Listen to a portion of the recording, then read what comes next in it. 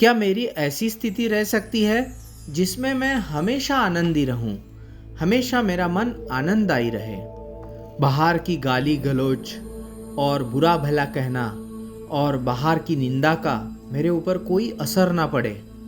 क्या मैं इनसेंसिटिव होने की बात कर रहा हूँ? जी नहीं, मैं अंदर से ही खुशी और स्थितप्रज्ञ होने की बात कर रहा हूँ। लेकिन मैं ऐसा कैसे कर सकता हूँ? इसका उत्तर पतंजलि जी ने अपने साधनपाद के 54वें सूत्र में दिया है। वो कहते हैं, स्वविषय असंप्रयोगे चित्तस्य स्वरूप नुकार इव इंद्रियाणाम प्रत्याहारः। प्रत्याहार की डेफिनेशन इसमें बताई है। इसको अच्छी तरह समझ लेते हैं।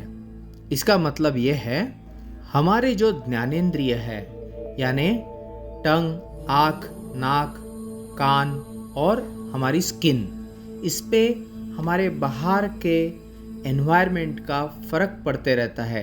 जैसे हमारी आँख कुछ देखती है, उसका फ़र्क हमारे मन पे पड़ता रहता है। कुछ स्मेल करते हैं तो आनंदित या दुखी हमारा मन होते रहता है। पतंजलि जी कहते हैं, इसको आप डिस्कनेक्ट कर दो। कैसे डिस्कनेक्ट करेंगे? आपको अंतर्मुख होना पड़ेगा, यानी आपको प्रत्याहार करना पड़ेगा। प्रत्याहार यानी प्रति आहार। आहार ये शब्द आह धातु से बना हुआ है, यानी अपने अंदर लेना। हम सुबह से शाम तक कुछ ना कुछ आहार करते रहते हैं।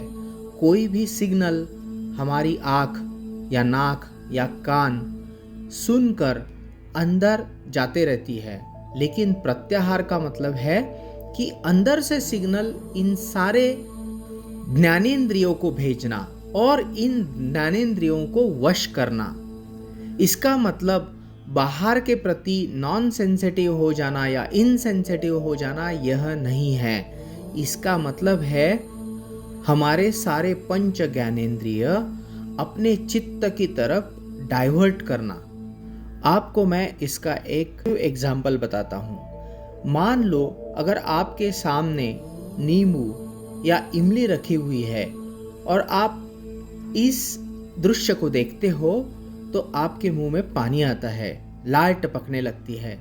लेकिन आप इसके बारे में सोचते भी हो तो भी आपके मुंह में पानी आ जाएगा, लार टपकने लगेगी।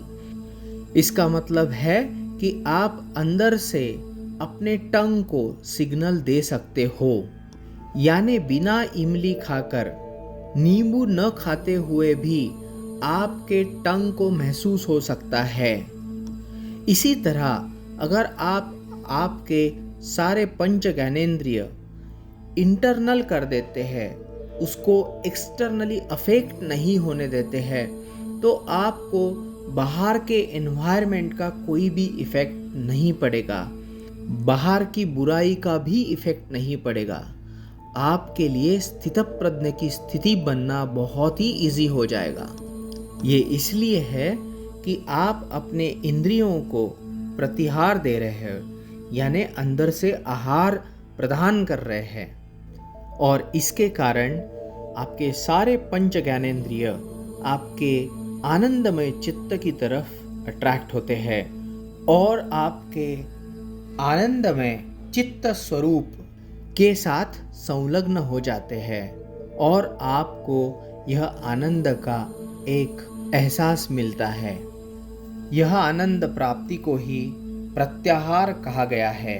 इसलिए पतंजलि जी अपने साधनपाद के 54वें सूत्र में कहते हैं, स्वविषय असंप्रयोगे चित्तस्य स्वरूप नुकार इव इंद्रियाणाम प्रत्याहारा।